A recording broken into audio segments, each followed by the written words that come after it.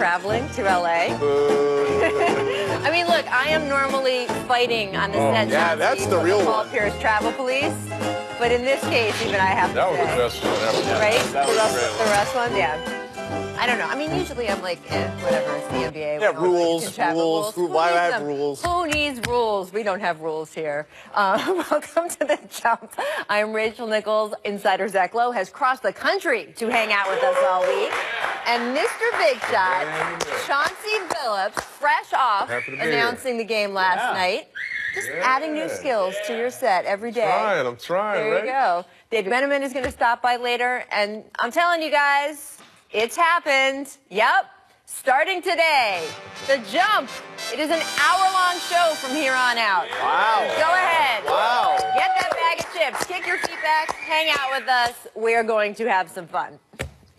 So it was a busy weekend here in L.A. where the Cavaliers were in town to play the Clippers and the Lakers. And let's be honest, I mean, it's always a bit of a circus when LeBron is here because so very many very famous people want to be in the same 94-foot space that he is. But of course, this time, there was also the Lakers want LeBron in free agency layer, which literally hung over L.A. all weekend, billboard style. Magic Johnson didn't do anything to tamp those conversations down. See what I did there? It was good.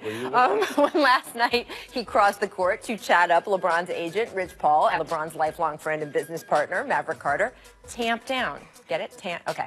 Of course, both men also work with Kentavious Caldwell-Pope, who is a Laker. So I am sure this conversation was completely about KCP and totally legal. And also, if you don't think at least part of the reason the Lakers gave KCP $18 million this season is so Magic could do exactly what he did last night, I have a lovely bridge to sell you in the downtown Brooklyn area.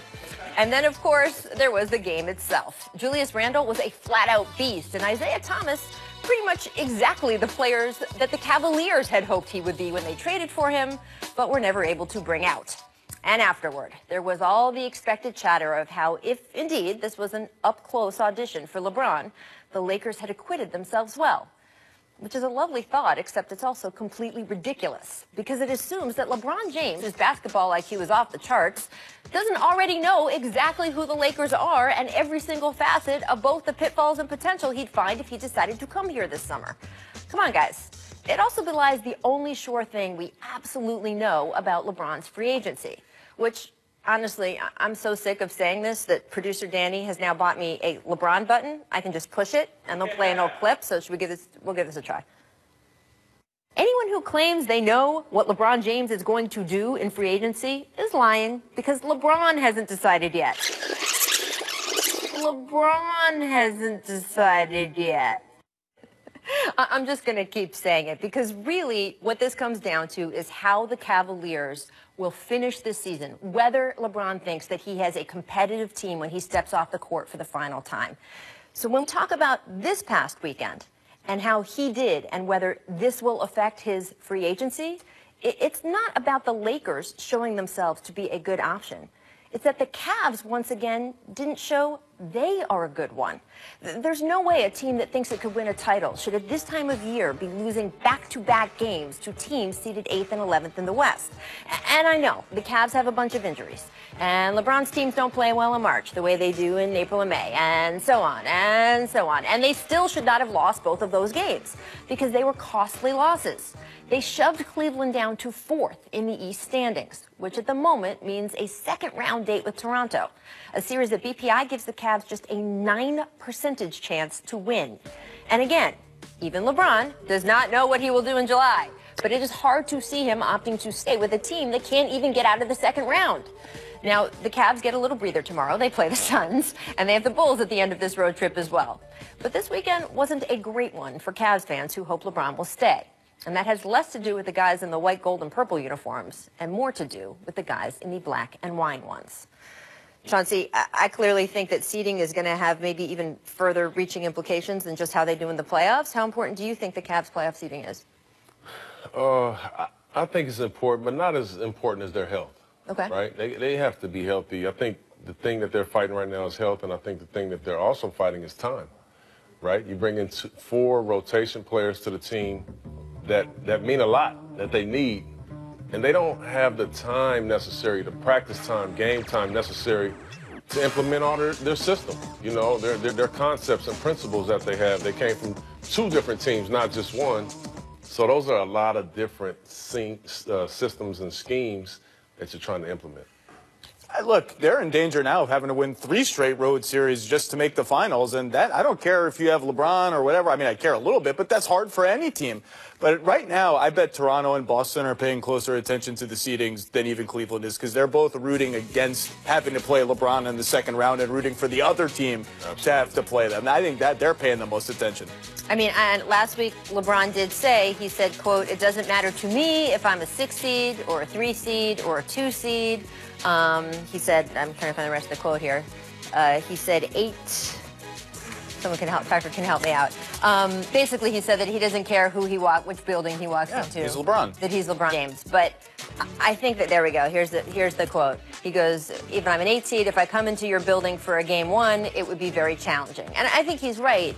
But again, to me, this is less about home or the road. It has to do with who you meet when, right?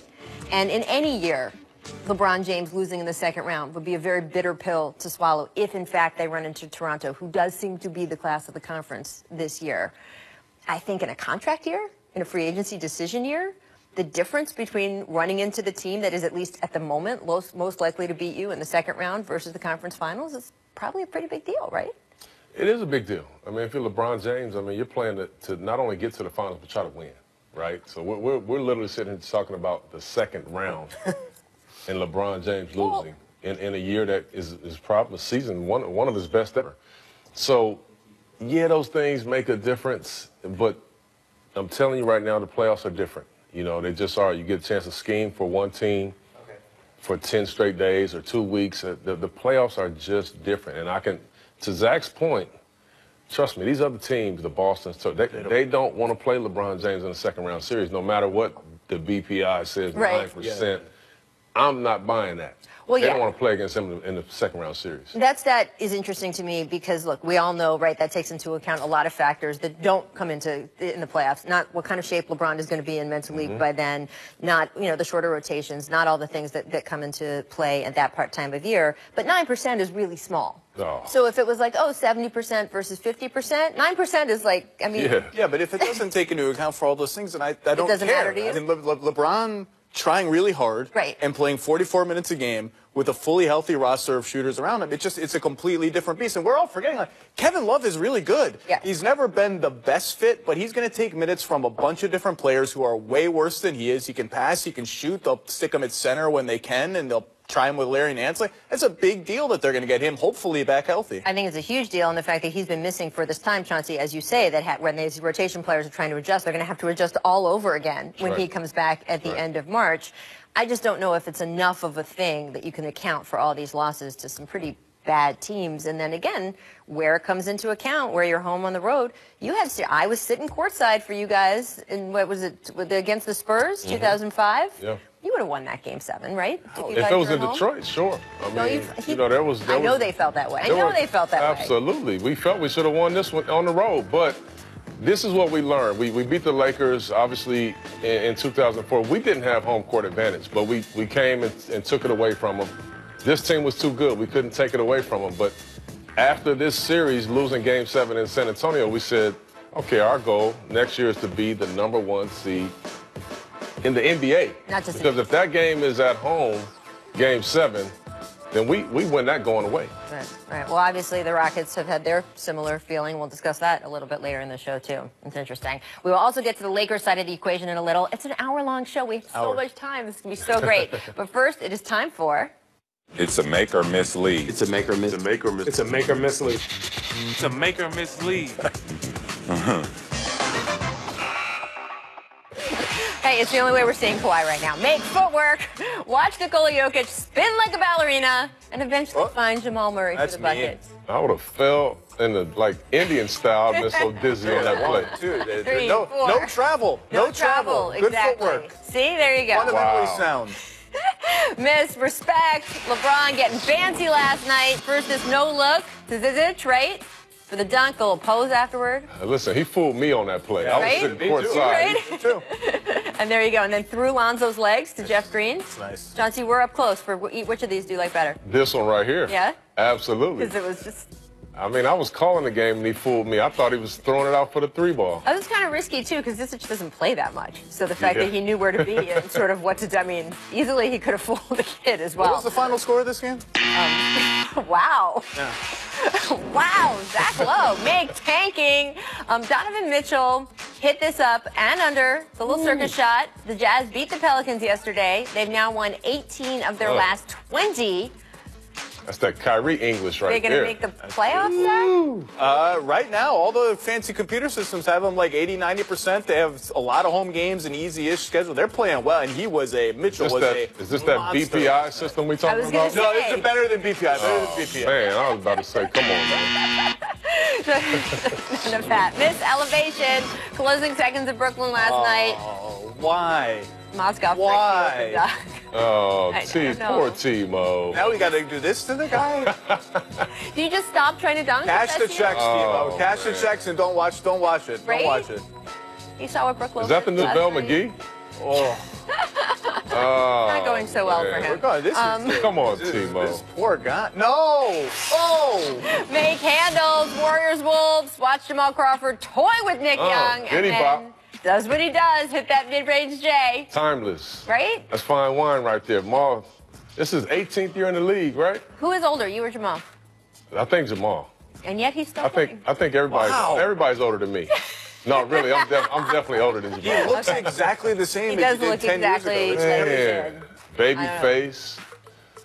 Man, that's crazy. There we go. I don't know. All right, we have much more for you on The Jump. Coming up, did the Raptors lay out the blueprint for beating the Rockets on Drake night? We will discuss. But first, here's our distant replay. This date in 1993. Little MJ to get you through your Monday. Take a look. Pippen gets it to Jordan. Michael. Sorry, Zoe. I like when Michael got fired up like that. It was still early, Michael. Late Michael couldn't really be bothered. Oh, now he owns Charlotte. Right, it's true. Wow. He owns Charlotte, and now he owns irony. Charlotte.